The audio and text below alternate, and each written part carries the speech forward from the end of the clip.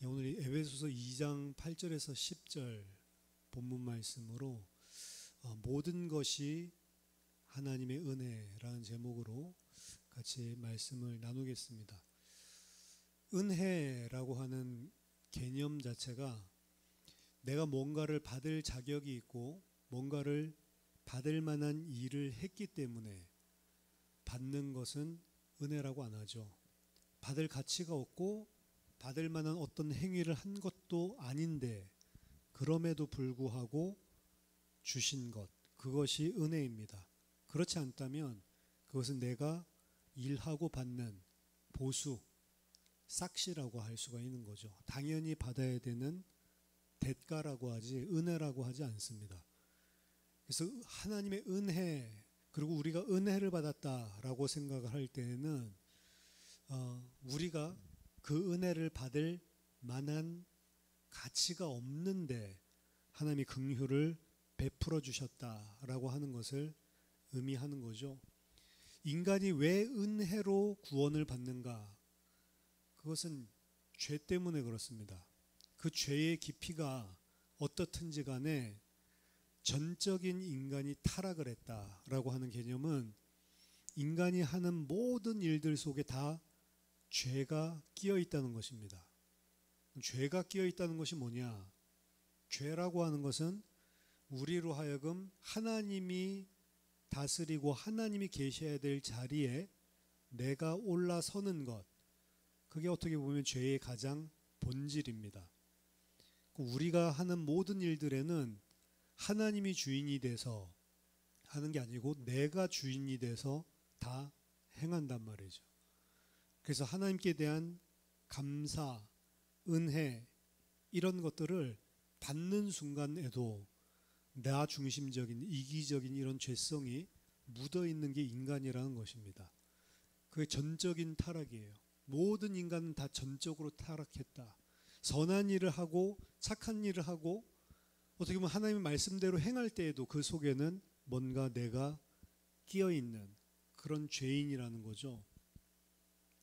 그래서 하나님의 은혜가 필요한 것입니다. 근데 이 하나님의 은혜는 오늘 본문에서 그 은혜에 의하여 믿음으로 말미암아 구원을 받았으니 당연히 구원이 하나님의 은혜라고 이야기를 하고 있습니다. 하지만 구원만이 은혜가 아닙니다. 구원 당연히 은혜죠. 죄인된 우리를 위에 2장 위를 보면 세상을 쫓고 내 마음에 원하는 욕심을 따라 지내고 내가 원하는 것을 항상 행하여서 하나님 보시기에 본질상 진노의 자녀다라고 이야기를 하고 있는데, 본질상 진노의 자녀라고 하는 것은 하나님 봤을 때 객관적으로 기뻐할 만한 일이 하나도 없는 거예요. 하나님의 진노를 딱 쏟아내야만 마땅한 사람이라고 하는 겁니다. 그런데 그 은혜로 인하여서 믿음으로 구원을 받았다라고 이야기하니까 구원받을 만한 가치를 가지고 있지 않은 우리를 하나님께서 구원해 주신 것이고, 구원은 전적으로 하나님의 은혜죠. 그래서 구원받은 게 당연히 우리가 하나님께 감사해야 될 은혜의 내용인 것은 맞습니다. 하지만 과연 구원만 하나님의 은혜냐라고 보면 그렇지가 않죠. 우리 자신이 존재하는 것 자체, 이것도 하나님의 은혜인 것입니다. 그래서 창조 이야기에서 흙, 먼지로 인간을 만드는 거예요.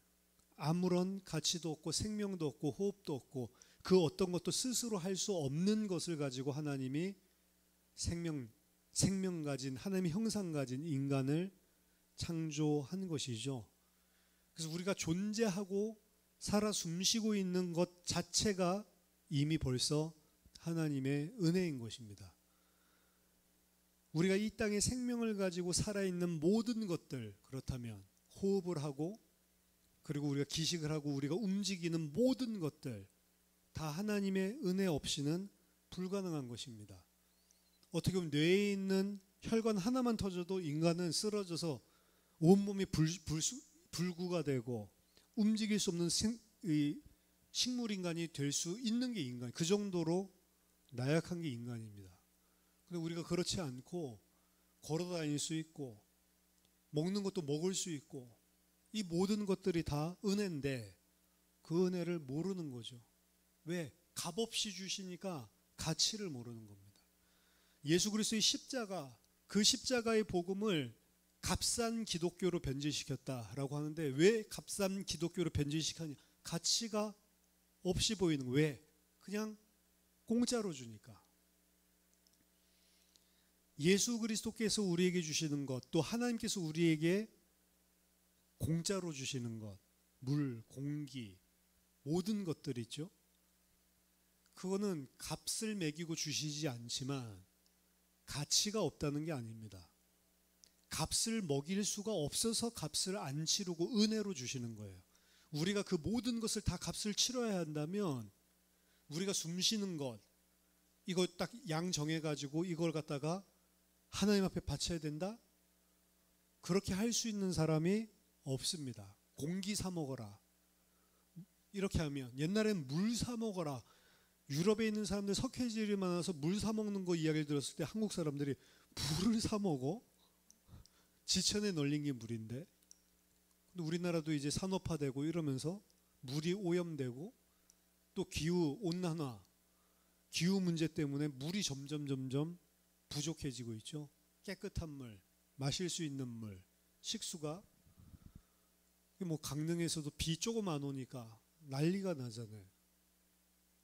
인간은 어떻게 보면 그냥 하나님이 공급해줘서 기식하면서 그거 가지고 유지하면서 잘 누리면서 살고 있는데, 그럼에도 불구하고 그걸 내가 하나님께서 은혜로 주셨다라는 걸 생각도 못하고 살아갑니다. 인간 존재 자체가 하나님의 은혜다. 하나님의 은혜 없이는 우리는 단 한순간도 살 수 없는 존재다. 불신자들 모른다 할지라도 신자, 구원받은 자는 이 사실을 알고 살아야 되는 거죠. 우리한테 있는 것, 모든 것이 하나라도 사실은 하나님께 받지 않은 것이 없습니다. 아니, 내가 노력했는데요, 내가 했는데요, 내가 노력해서 할 수 있는 것 자체가 벌써 하나님이 주신 은혜가 없으면 안 되는 거라니까요. 태어날 때 맨손으로 왔다가 죽을 때 맨손으로 가는 겁니다. 결국 내가 가지고 태어난 거 하나도 없고요, 갈 때도 내가 쥐고 갈 게 하나도 없는 게 인간이라고. 불신자도 공술의 공수거다 라고 이야기를 하잖아요. 하나님께서 주신 것, 하나님을 위해 헌신하는 것도 하나님이 주신 힘으로 사실은 헌신하는 겁니다.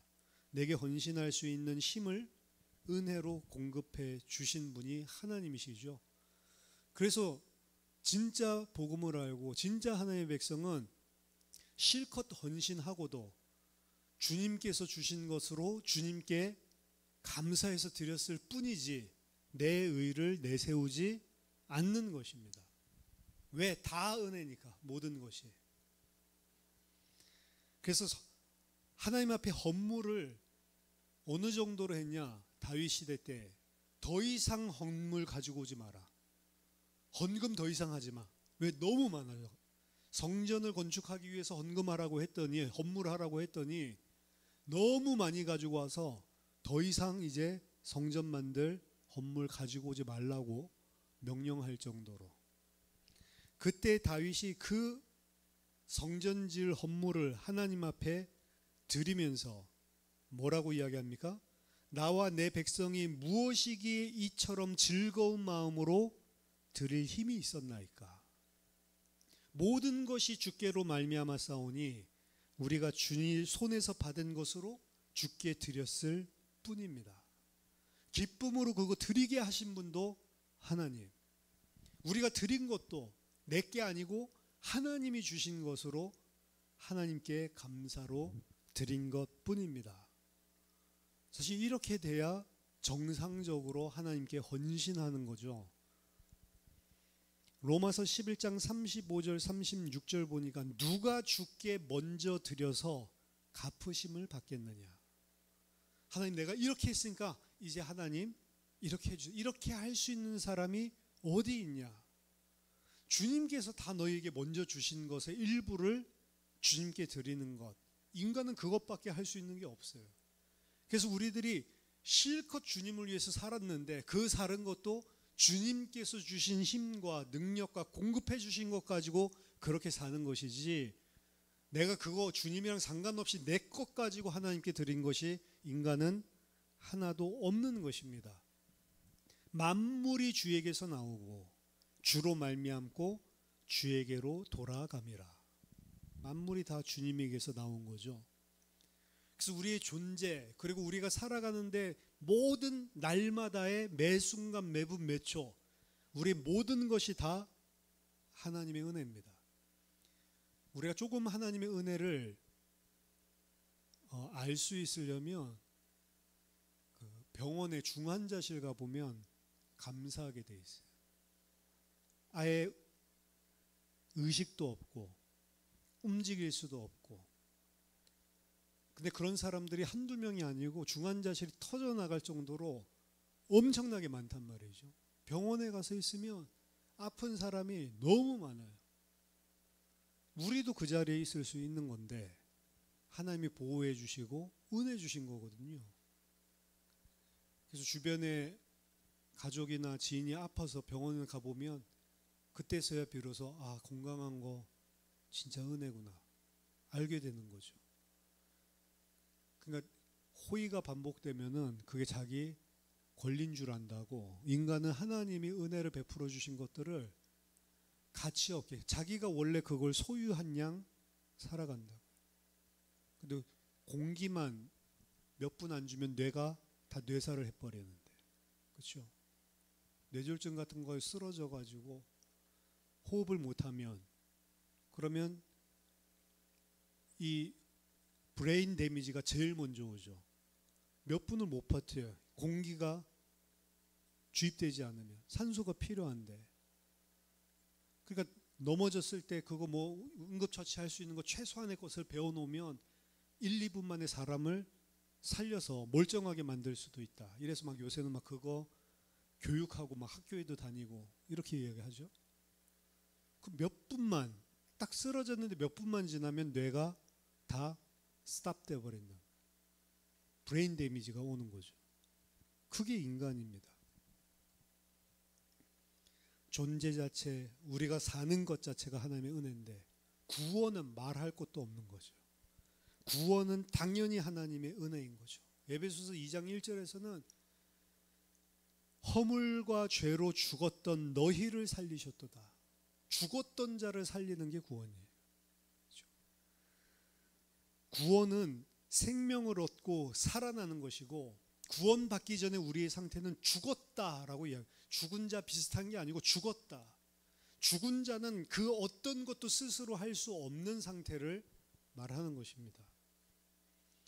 그러면 이제 생명 얻고 살아났으니, 구원받았으니, 그럼 살아나는 구원 그걸로 끝이고 이제 구원받은 자로서 사는 것은 은혜가 아니고 내 힘으로 사냐?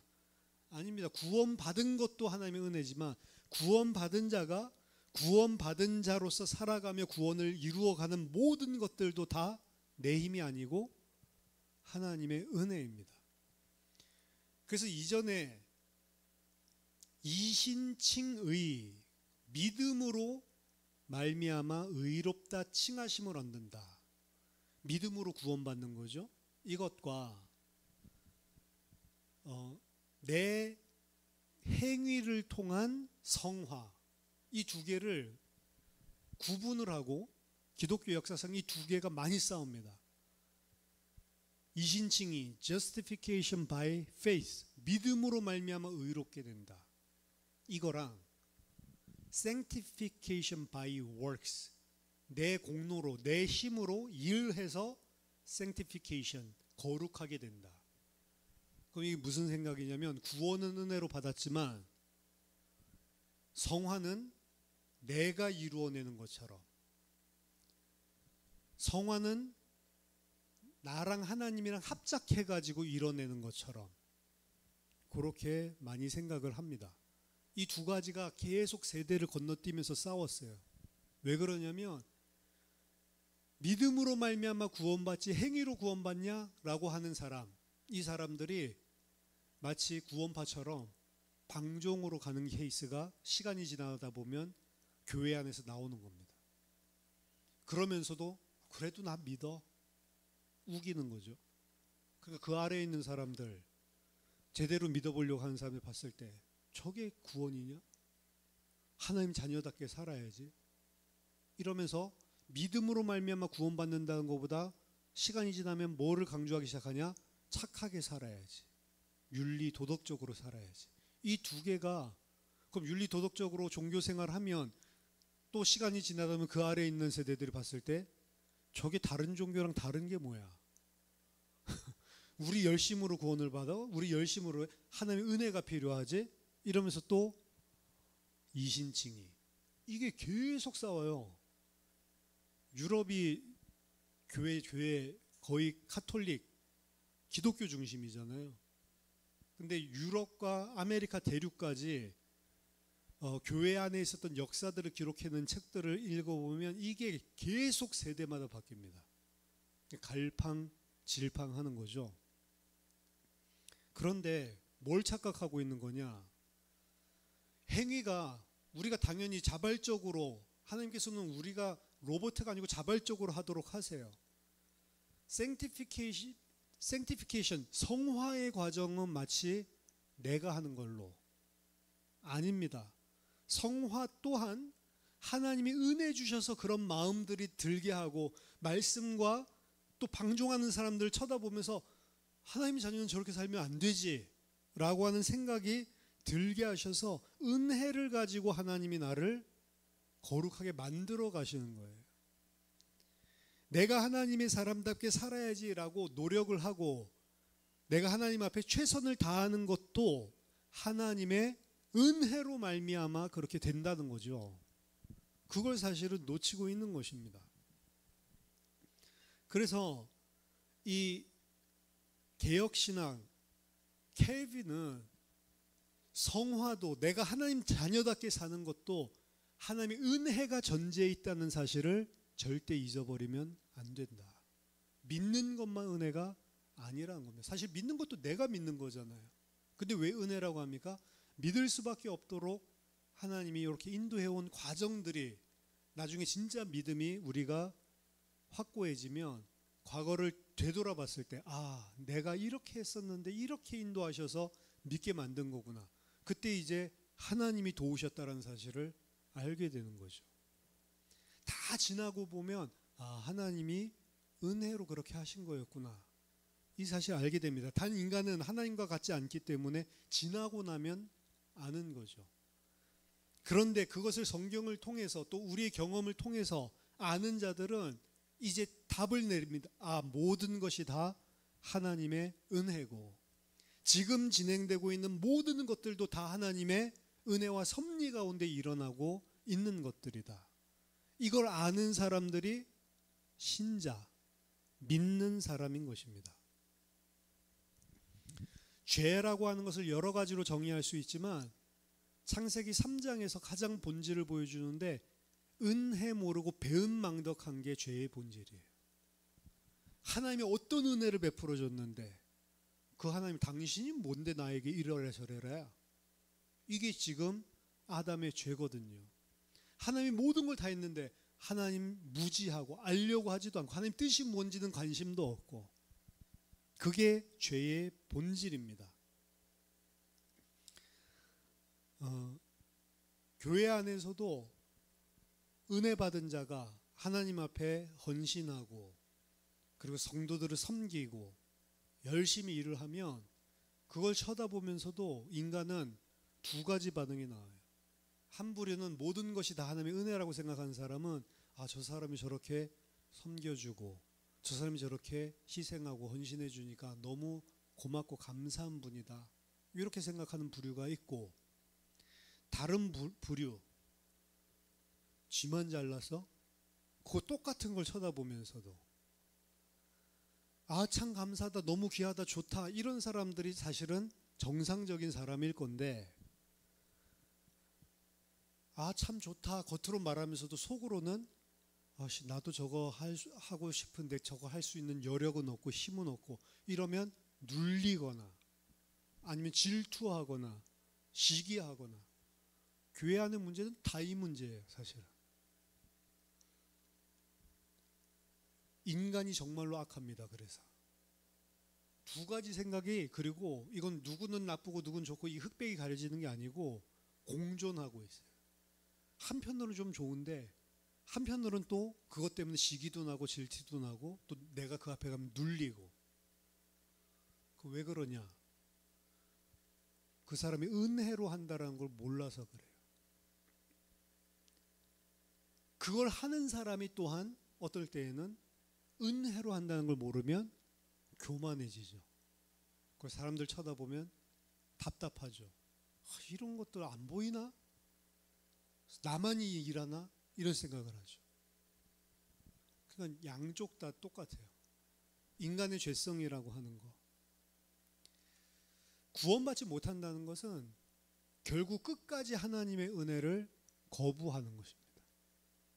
끝까지 하나님의 은혜라는 사실을 거부해. 그냥 내가 잘 먹고 잘 사는 걸로 착각하는 것입니다.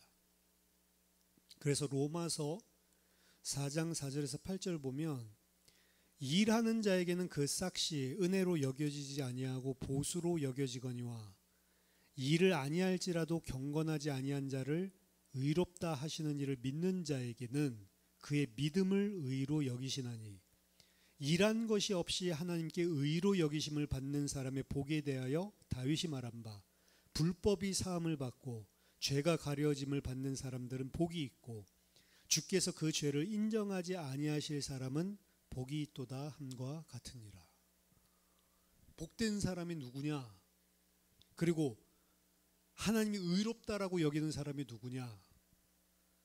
자기가 일을 한 것 때문에 의롭게 여기는 게 아니고 자기가 일을 하지도 않았는데 하나님이 일했다고 인정해 줄 사람, 이 사람이 복된 사람이고 이 사람이 믿음으로 말미암아 의롭게 되는 사람이다.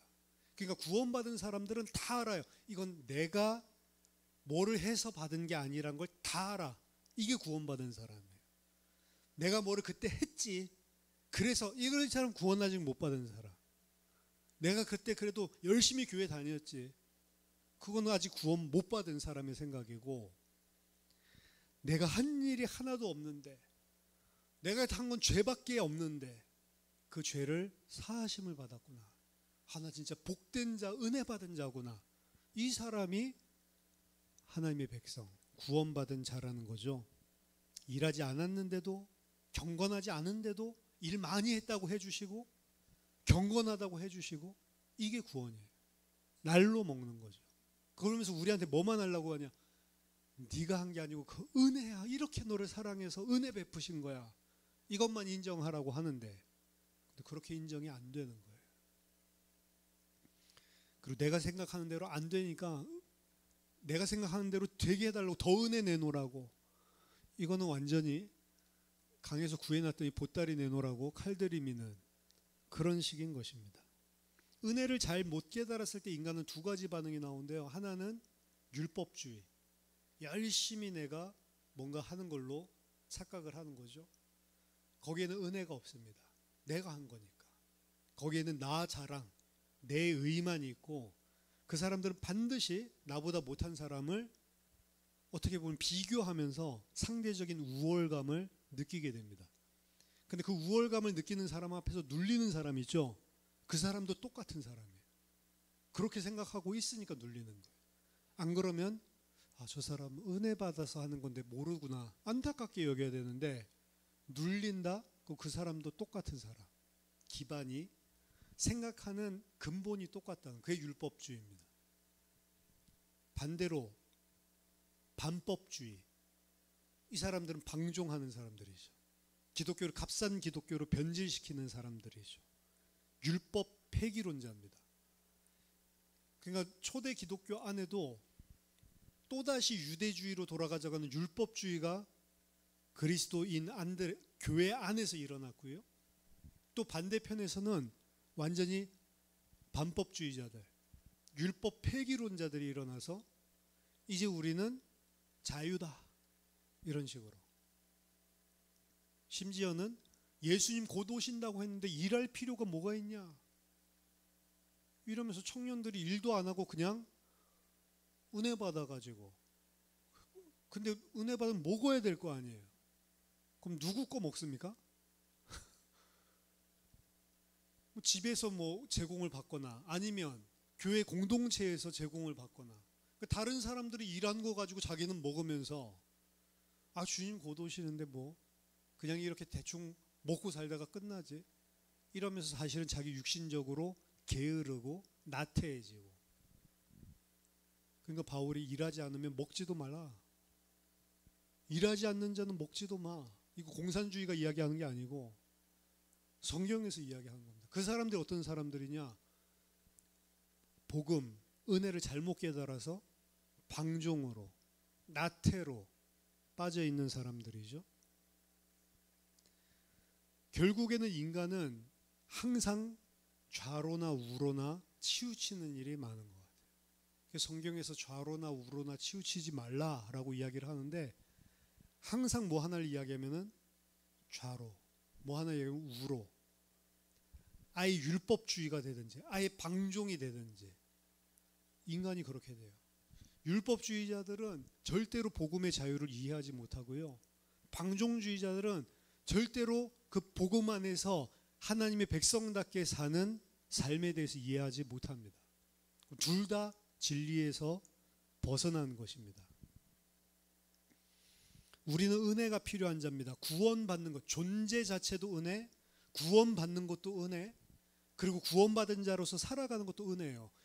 이 말이 들리지 않으면 율법주의나 방종주의에 빠진 사람들, 또 한 가지 신비주의에 빠진 사람들 있죠. 이 사람들은 절대로 진리 못 깨닫습니다. 잡히면 안 들어와요. 똑바로 살아야지. 계속 이 생각에 잡혀서. 그리고 그 매이고 이거는 종교야 이런 식으로 딱 방종에 잡힌 사람들은 하나님을 위해서 희생하고 헌신하고 이렇게 하는 것들, 그게 종교 생활한다고 치부하면서 이 사람들은 못 깨닫습니다.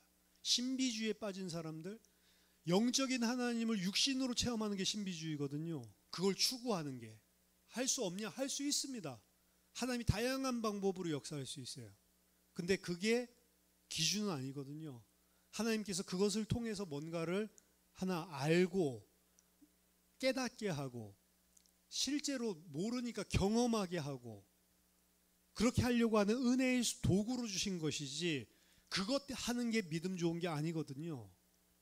하나님은 신비한 분이지만 신비주의는 다른 거예요. 그거 들어간 사람, 신비주의 들어간 사람은 절대로 정상적으로 예배 못 드립니다. 그냥 우리 교회 같이 예배 드리죠. 그럼 답답해서 못 견뎌요.